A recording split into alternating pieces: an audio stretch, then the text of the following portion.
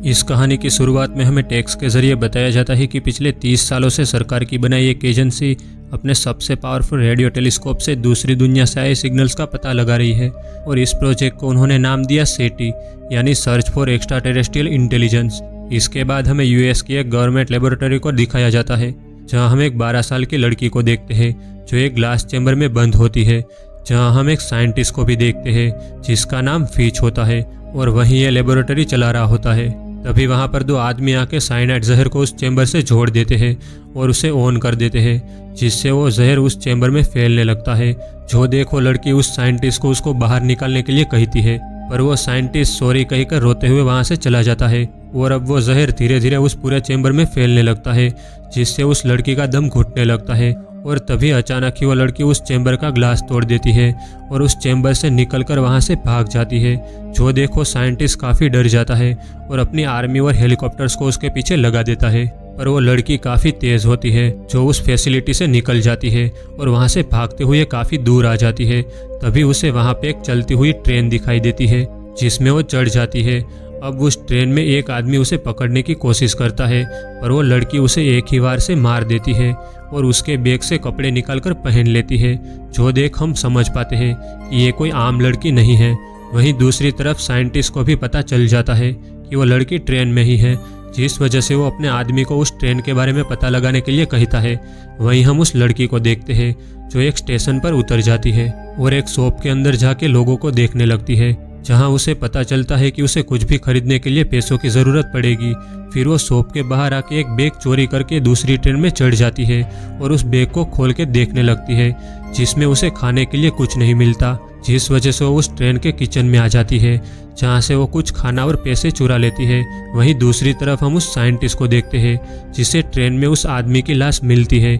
जिसे शुरुआत में उस लड़की ने मारा था, और अब लाश को देखकर वो समझ जाता है कि इसे उस लड़की ने मारा है, जिस वजह से वो उस लड़की को मारने के लिए एक टीम हायर करने का फैसला करता है। वहीं दूसरी तरफ हम उस लड़की को देखते हैं जो खाना खा रही होती है। तभी वो देखती है कि उसके हाथ के अंदर कुछ हिल रहा है। जो देखो काफ़ी डर जाती है और भाग के वॉशरूम में आ जाती है, जहां हम देखते हैं कि उसके चेहरे और हाथों से काफ़ी सारे टेंटिकल्स निकल रहे हैं जो उसे एक कोने में जकड़ लेते हैं और अब देखते ही देखते वो एक ककून में बदल जाती है। वहीं दूसरी तरफ हम उस साइंटिस्ट को देखते हैं जो अपनी एक टीम हायर कर लेता है जिसमें प्रेस्टन, लोरा, स्टीफन और डैन होते हैं। जहां प्रेस्टन एक कॉन्ट्रैक्ट किलर, लोरा एक बायोलॉजिस्ट, स्टीफन एक एंथ्रोपोलॉजर और डैन एक इम्पाथ होता है जिसे आगे होने वाली किसी भी चीज़ का अंदाज़ा पहले ही लग जाया करता था। तभी वहाँ पर वो साइंटिस्ट भी आ जाता है जो अब उन्हें बताता है कि 1974 में उनकी टीम ने रेडियो टेलीस्कोप की मदद से अंतरिक्ष में कुछ सिग्नल्स को भेजा, जिसमें उन्होंने धरती की जनसंख्या,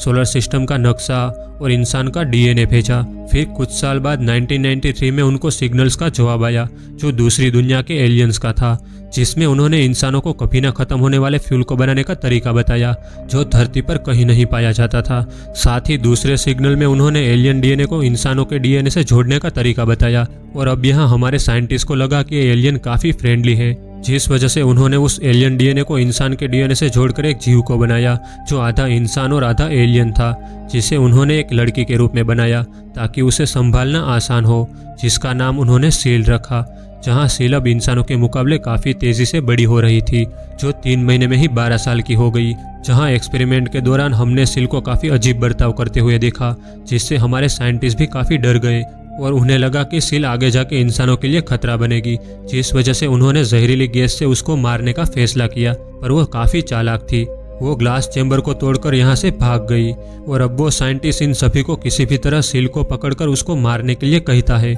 वहीं दूसरी तरफ हम उस लड़की यानी सील को देखते हैं जो एक ककून में होती है। तभी वहाँ पर ट्रेन की टीटी आ जाती है जो इतने बड़े ककून को देखकर काफ़ी डर जाती है और उसे पास जाके देखने लगती है, पर तभी सील अचानक उस पर हमला करके उसे मार देती है, जिसके बाद वो उस ककून से निकलकर उस टीटी के कपड़े पहन लेती है और उसका क्रेडिट कार्ड लेकर लॉस एंजलिस के ही एक स्टेशन पर उतर जाती है, जहां हम देखते हैं कि सील अब पहले से काफ़ी बड़ी हो चुकी है। जहां अब वो लॉस एंजलिस के सड़कों पर घूमने लगती है, जिस दौरान उसे रास्ते में एक कपड़े की शॉप नजर आती है जहां से वो अपने लिए कुछ कपड़े खरीदती है, जिसके बाद वो होटल जाके अपने लिए एक कमरा रेंट पे लेती है। वहीं दूसरी तरफ हम उस साइंटिस्ट और उसकी टीम को देखते हैं जो उस जगह पहुंचते हैं जहां सील ने उस टीटी को मारा था, जहां उस ककून को देखकर उन्हें पता चल जाता है कि सील अब पहले से काफ़ी बड़ी हो चुकी है। साथ ही यहाँ उस टीटी का क्रेडिट कार्ड भी गायब था, जिसे ढूंढने के लिए प्रेस्टन अपने आदमी से कहता है। और अब यहाँ ट्रेन की लोकेशन से उन्हें अंदाज़ा हो जाता है कि सील लॉस एंजलिस में ही कहीं है,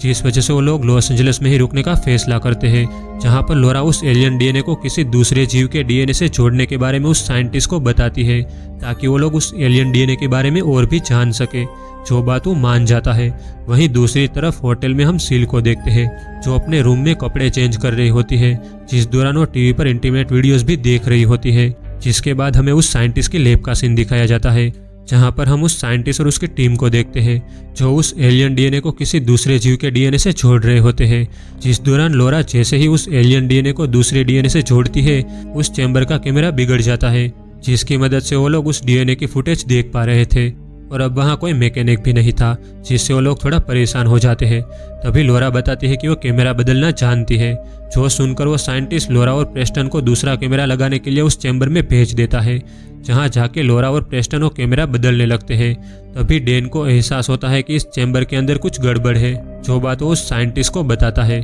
जिस वजह से वो साइंटिस्ट लोरा और प्रेस्टन को जल्द से जल्द अपना काम खत्म करके उस चैम्बर से बाहर आने के लिए कहता है। और अब लोरा और प्रेस्टन उस कैमरे को बदलकर उस बॉक्स को बंद करने लगते हैं, जिस दौरान प्रेस्टन से हड़बड़ी में उस बॉक्स का एक नट बोल्ट नीचे गिर जाता है, जो नीचे एक जाली में फंस जाता है। वहीं दूसरी तरफ कैमरा लगने की वजह से साइंटिस्ट टीवी पर देखता है कि वो डीएनए सेल काफी तेजी से बड़ा होने लगा है, जो देखो साइंटिस्ट प्रेस्टन को जल्दी से उस बोल्ट को ढूंढकर उस बॉक्स को बंद करने के लिए कहता है। पर यहाँ काफी कोशिश के बाद भी प्रेस्टन उस नट बोल्ट को नहीं ढूंढ पाता, और वो डीएनए सेल भी एक क्रिएचर में बदल जाता है, जिस वजह से वो साइंटिस्ट प्रेस्टन को उस बॉक्स से दूर रहने के लिए कहकर उस बॉक्स में ब्लास्ट कर देता है। पर यहाँ उस ब्लास्ट से उस क्रिएचर को कुछ नहीं होता, उल्टा वो उस बॉक्स से बाहर निकलकर उस पूरे चैम्बर में घूमने लगता है, जो देख प्रेस्टन और लोरा उस साइंटिस्ट को उन्हें उस चैम्बर से बाहर निकलने के लिए कहते हैं। पर वो साइंटिस्ट उनकी बात नहीं मानता और उस क्रिएचर को मारने के लिए उस पूरे चैम्बर में आग लगाने वाले टाइमर को ऑन कर देता है, जिससे लोरा और प्रेस्टन की जान भी खतरे में पड़ जाती है।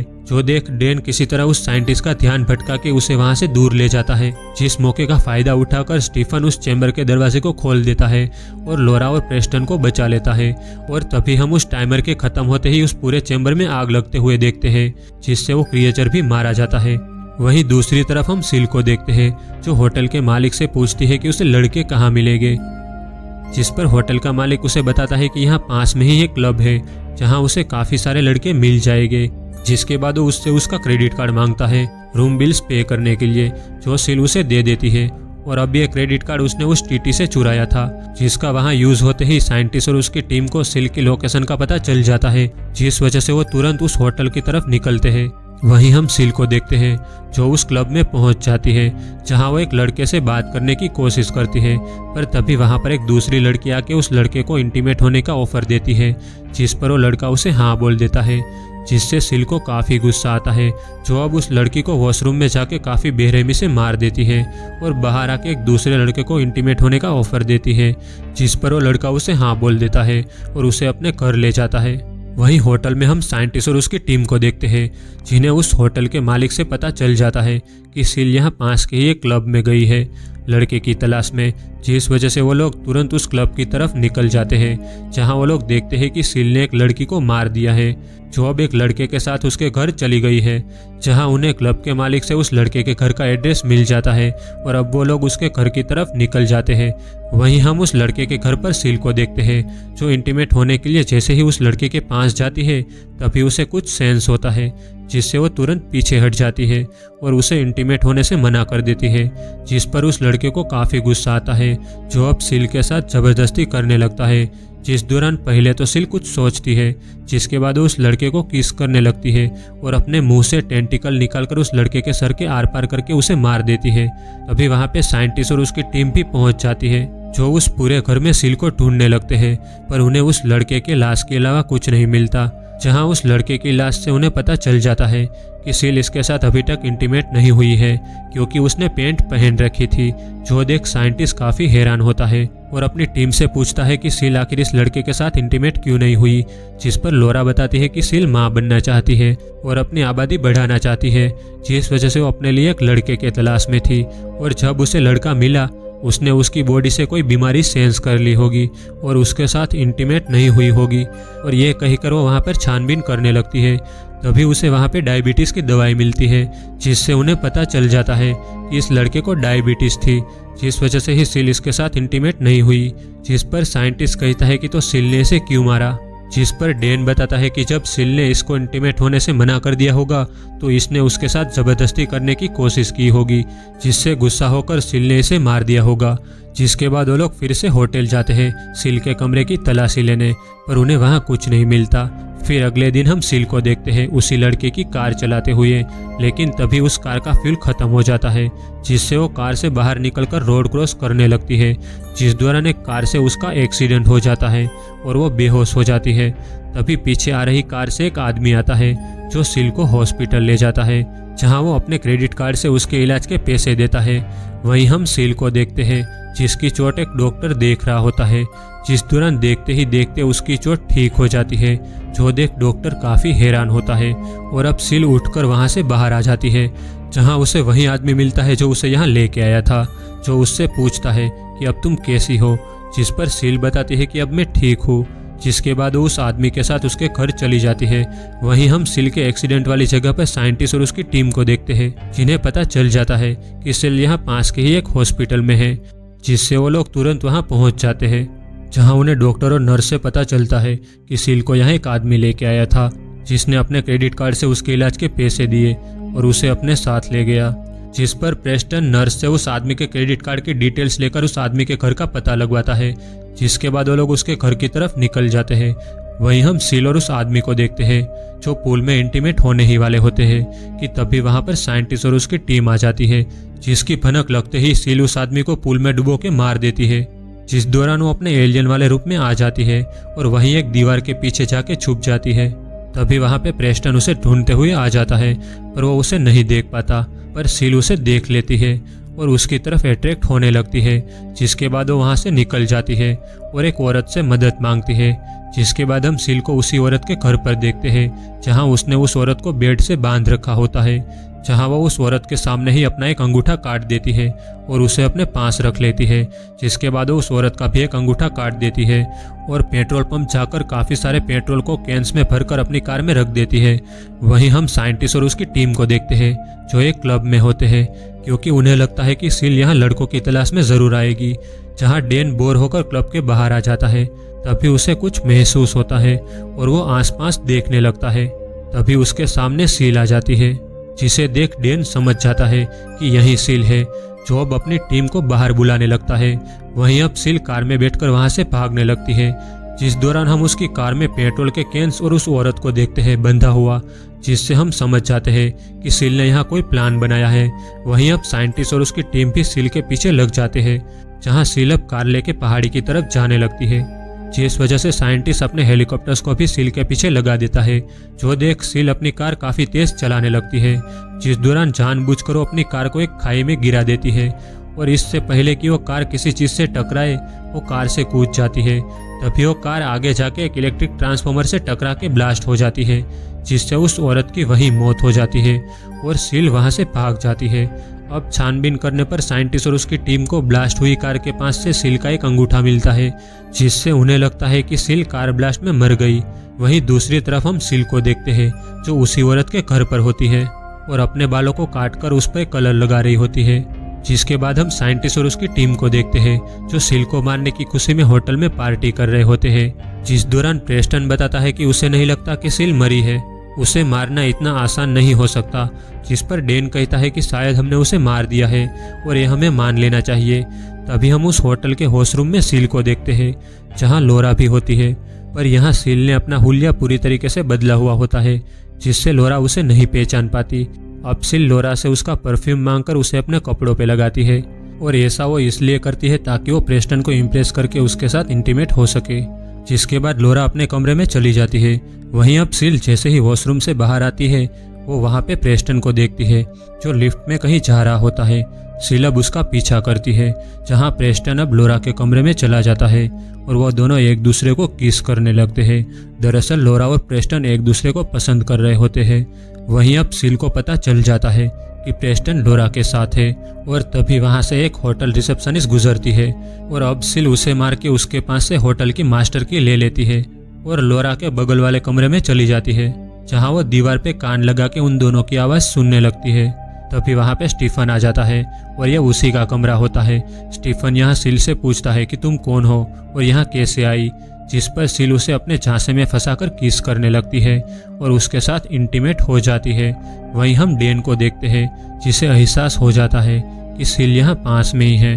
जो अब स्टीफन के कमरे तक पहुंच जाता है, जहां उसे पता चल जाता है कि सिल स्टीफन के साथ इंटीमेट हो रही है। जो बात अब वो लोरा और प्रेस्टन को बताता है, जहां प्रेस्टन बताता है कि सिल मर चुकी है, जिस पर डेन कहता है कि नहीं, मैंने अभी स्टीफन के कमरे से सिल को महसूस किया, वो स्टीफन के साथ है। वहीं हम स्टीफन और सिल को देखते हैं, जहां इंटीमेट होने के बाद सिल बताते हैं कि उसे ऐसा लग रहा है कि उसके अंदर कोई जीवन पनप रहा हो, जो सुनकर स्टीफन हंसने लगता है। तभी सिल उसका हाथ पकड़कर अपने पेट पर रखती है और अब स्टीफन समझ जाता है ये सिल है, जहां अब सिल स्टीफन को मार देती है। वहीं अब डेन और प्रेस्टन भी साइंटिस्ट को लेकर वहां पहुंच जाते हैं और जैसे ही कमरे के दरवाजे को तोड़ते हैं, सिल अपने एलियन वाले रूप में उस कमरे की दीवार तोड़कर वहां से भाग जाती है, जहां अब सभी लोग सिल का पीछा करने लगते हैं और सिल होटल के नीचे गटर लाइन में चली जाती है, जहां साइंटिस्ट और उसकी टीम भी आ जाती है, जो उसे वहां ढूंढने लगते हैं। अब सिल को ढूंढते ढूंढते वो लोग अलग अलग हो जाते हैं, जिसका फायदा उठाकर सिल साइंटिस्ट को पानी में ले जाकर मार देती है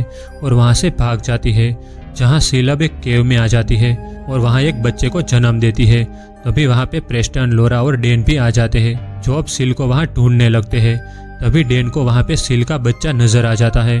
जो बिल्कुल इंसान की तरह दिख रहा होता है। और अब डेन जैसे ही उसके पास जाता है, वो बच्चा अपने एलियन वाले रूप में आकर डेन पर हमला कर देता है, पर डेन अपनी फ्लेम थ्रोवर से उसे जला के उस केव के एक तालाब में गिरा देता है, जिस दौरान वो खुद भी एक पत्थर से लटक जाता है। वहीं अब उस तालाब में पानी के परत पे ऑयल होने की वजह से उस तालाब में भी आग लग जाती है। वहीं हम प्रेस्टन को देखते हैं, जिस पर सिल अपने टेंटिकल से हमला कर देती है और उसके गले को जकड़ लेती है, पर प्रेस्टन अपनी नाइफ से उसके टेंटिकल को काट देता है और उस पर गोली चला के उसको आग वाले पानी में गिरा देता है। और अब यहाँ उन्हें लगता है कि सिल आग में जलकर मारी गई, जिस वजह से वो लोग डेन को उस पानी में गिरने से बचाने लगते हैं। पर तभी सिल आग से निकलकर डेन का पैर पकड़ लेती है और उसे नीचे की ओर खींचने लगती है।